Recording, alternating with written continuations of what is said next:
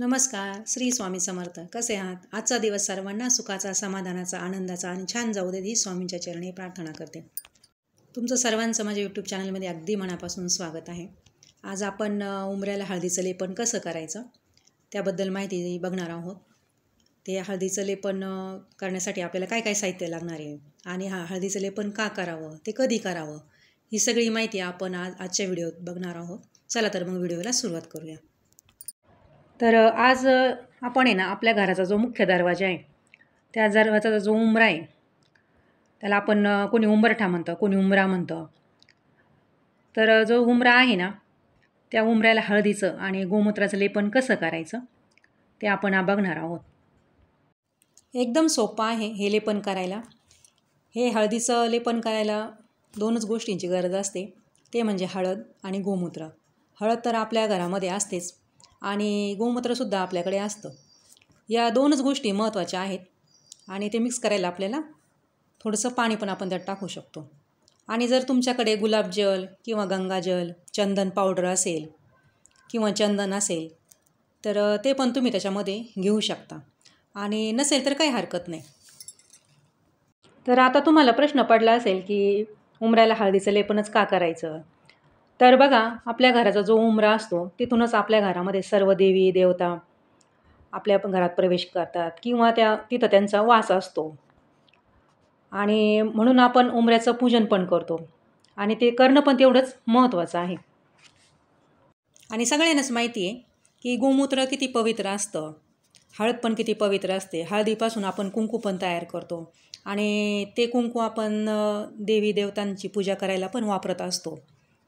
त्याच्यामुळे हे लेपन केल्यामुळं पण आहे ना, एक सकारात्मक ऊर्जा तयार होते. नकारात्मक ऊर्जा असते ती निघून जाते. प्रसन्न आणि आनंदी वातावरण राहतं आपलं. आणि हे पूर्ण लेपन केल्यानंतर आहे ना, खूप छान वातावरण तयार होतं. आपल्याला पण छान वाटतं. तुम्ही करून बघा आणि अनुभव घ्या. आता हे लेपन आपल्याला करायचं आहे, तर ते कधी करायचं? तर हे लेपन आपल्याला आहे ना, दर अमावास्येच्या दिवशी करायचं आहे. आणि तुम्हाला एखाद्या अमावास्येला काही अडचणीनिमित्त नाही करता आलं, नाही वेळ मिळाला, तर तुम्ही ते मग शनिवारी पण करू शकता. तर बघा, हळदीचं लेपन करण्यासाठी आपल्याला काय साहित्य लागणार आहे ते आता आपण बघू. तर बघा, इथं मी हे 2 ते 3 चमचे मोठे हळद पावडर घेतलेली आहे आणि सुगंधित चंदन आहे ना, हे जे माझ्याकडं होतं घरामध्ये त्याच्यामुळं मी ते घेतलं. तुमच्याकडे असेल तर तुम्ही घ्या, नसेल तर काही हरकत नाही. मी ते रोजच्या देवपूजेसाठी वापरत असते. स्वामी महाराजांना जो अष्टगंध लावते ना, त्याच्यामध्ये मी ते मिक्स करून वापरत असते. गुलाबजल आहे, गोमूत्र आहे आणि आपण साधं पाणी तुम्ही घेऊ शकता स्वच्छ, ते पण मी इथं घेतलेलं आहे.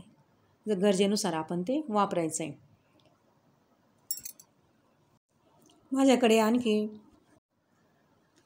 माझ्याकडे गंगाजल पण होतं, त्याच्यामुळं मग मी ते पण घेतलं.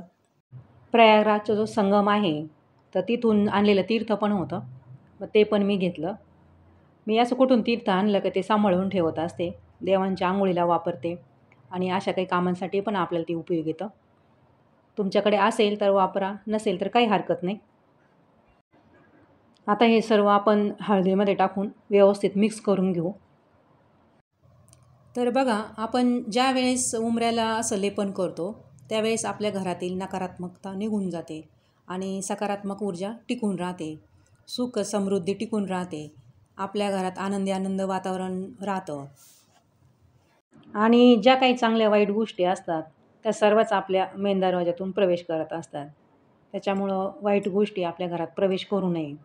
चांगल्या गोष्टींचा आपल्या घरामध्ये प्रवेश असावा, यासाठी पण हळदीच्या लेपनाचा बराच उपयोग होतो. आता ही जी पेस्ट करताना ना, आपल्याला जास्त पातळ पण नाही करायची आणि जास्त घट्ट पण नाही करायची. व्यवस्थित आपल्याला असं ते उंबऱ्याला लावता आलं पाहिजे, अशा पद्धतीनं तुम्ही ती करायची. आता मी बघा हे अशा पद्धतीने केली आहे. अजून थोडंसं त्यात पाणी टाकते. आणि ज्यावेळेस तुम्ही पहिल्यांदा असं हळदीचं लेपन आपल्या उंबऱ्याला करताना तेव्हाच तुम्हाला अनुभव येईल. चांगलं सकारात्मक वातावरण तुमच्या घरात तयार होईल आणि पुढच्या वेळेला तुम्ही आठवणीनं हे हळदीचं लेपन तुम्ही करणारच बघा. आणि ही पेस्ट अशी थोडीशी पातळ केली की मग ती आपल्याला उंबऱ्याला सहज लावता येते. तर ज्या दिवशी आपल्याला हे लेपन करायचं आहे त्या दिवशी आपण सकाळी लवकर उठायचं आहे, कारण आपली बाकीची इतर पण कामं असतात.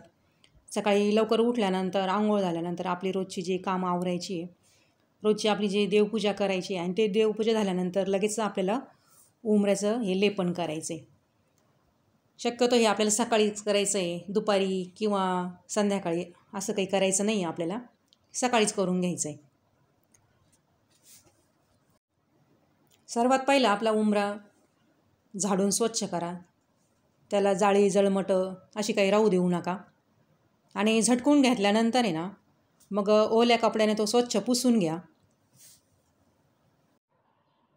मी पण आधी पहिला झटकून घेतला आणि नंतर ओल्या कपड्याने असा पुसून घेतला आहे, आतली बाहेरची बाजू स्वच्छ पुसून घेतल्यानंतर मग आता आपल्याला ते जे हळदीचं गोमूत्राचं जे मिश्रण आहे ती पेस्ट आपल्याला त्याच्यावर अशी थोडी थोडी व्यवस्थित चमच्याने पहिले टाकून घ्यायची आणि मग पसरून द्यायची.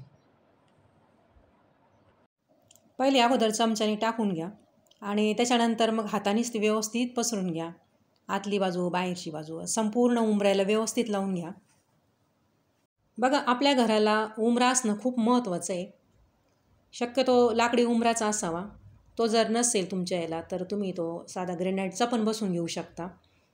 कुठला का होईना तुम्हाला जो शक्य होईल तो तुम्ही उंबरा बसून घ्या. असेल तर मग छानच आहे. उंबरा नसेल तर बऱ्याच वेळा काय होतं की वास्तुदोषाच्या आपल्याला समस्या उद्भवू शकतात. त्याच्यामुळं आपल्या घराला आहे ना, म्हणजे मुख्य प्रवेशद्वाराला उंबरा असलाच पाहिजे. मग तो लाकडा असू द्या, कडाप्याचा असू द्या, ग्रेनाईटचा असू द्या, कोणत्याही प्रकारचा उंबरा असू द्या, तो असलाच पाहिजे. आणि त्याचे आपण हळदीचे लेपन आणि पूजाही केलीच पाहिजे.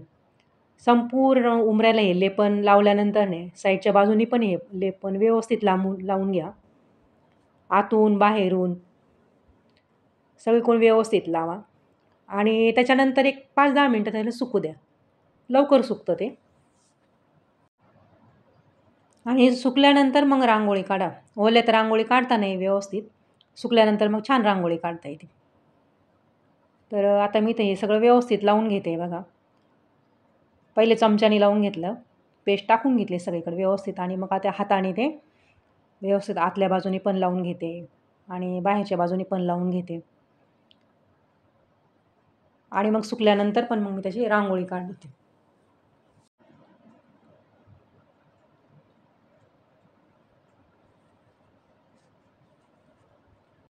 हा जो व्हिडिओ काढत असताना ना, कॅमेरा माझ्याकडनं व्यवस्थित लावला नाही गेला. ते माझ्या म्हणजे पूर्ण व्हिडिओ काढून झाल्यानंतर लक्षात आलं. म्हटलं ठीक आहे मग असू द्या. एक तर बाकीचे पण कामाची घाईगडबड असते. त्याच्यामुळं राहू दिला जसा आहे तसा. तर आता उंबऱ्याचं लेपन करून झालं आहे आणि ते सुकेपर्यंत इथं मी पूजेसाठी ताट तयार केलं आहे. हळदी, कुंकू, अक्षदा, फुलं, तुपाचा दिवा आणि धूप आणि थोडीशी नैवेद्यासाठी खडीसाखर. तर अशा प्रकारे मी हे पूजेचं ताट तयार केलं.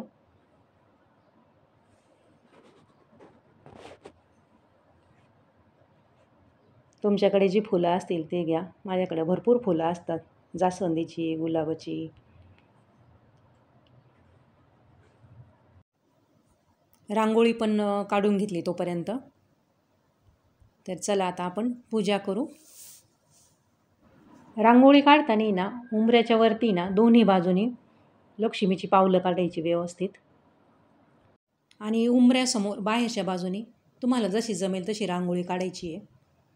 आणि डाव्या आणि उजव्या बाजूला स्वस्तिकचं चिन्ह काढायचं आणि गाईची पावलं काढायची. स्वस्तिक, लक्ष्मीची पावलं आणि गाईची पावलं अतिशय महत्त्वाची, ती न चुकता काढायची. आणि मग समोरची जी रांगोळी, उंबऱ्यासमोरची रांगोळी तुम्ही ती कशी काढा. मी तर अगदी साध्या पद्धतीने काढलेली आहे.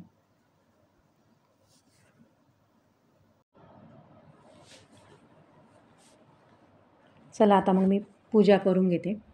सगळ्यात पहिलं आहे ना, ती लक्ष्मीची पावलं जी काढलेली असते आपण उंबऱ्यावरती दोन्ही बाजूनी, डाव्या आणि उजव्या बाजूनी, त्याला आपण हळदी, कुंकू, अक्षदा, आपल्याकडं जी फुलं असतील ती फुलं व्हायची आणि धूपदीप ओवाळायचा, खडीसाखरेचा नैवेद्य दाखवायचा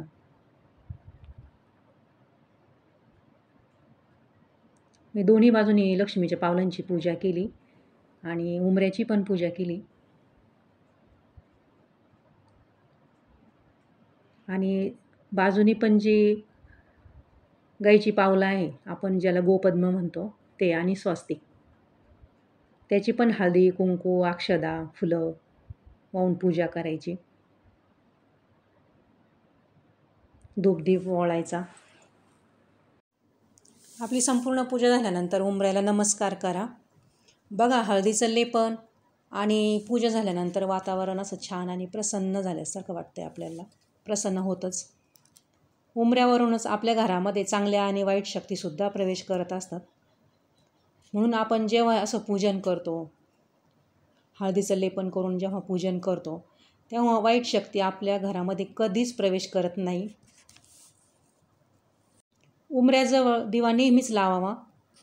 यामुळे लक्ष्मीचा वास नेहमीच आपल्या घरामध्ये राहतो. तर अशा प्रकारे हळदीचं लेपन हे आपल्याला दर अमावास्येला करायचं आहे. नाही तुम्हाला अमावास्येला वेळ मिळाल, तुम्ही शनिवारी पण करू शकता. असं हळदीचं लेपन आणि उंबऱ्याची पूजा ही तुम्ही नक्की करा आणि अनुभव घ्या. अनुभव आल्यानंतर मला कमेंटमध्ये नक्की सांगा. तर असा हा आजचा व्हिडिओ तुम्हाला कसा वाटला? तुम्हाला थोडा जरी उपयोगाचा वाटला असेल तर माझ्या व्हिडिओला सबस्क्राईब करा. आणि एकदा जर सबस्क्राईब केलं असेल तर आता लाईक आणि शेअर नक्की करा. माझा संपूर्ण व्हिडिओ बघितल्याबद्दल धन्यवाद. श्री स्वामी समर्थ.